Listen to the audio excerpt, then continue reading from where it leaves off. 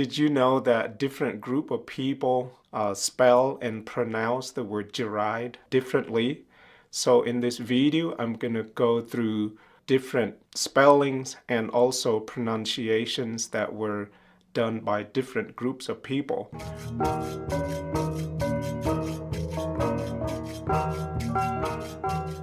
We will start with the French people who colonized Vietnam, and Vietnam was a French colony.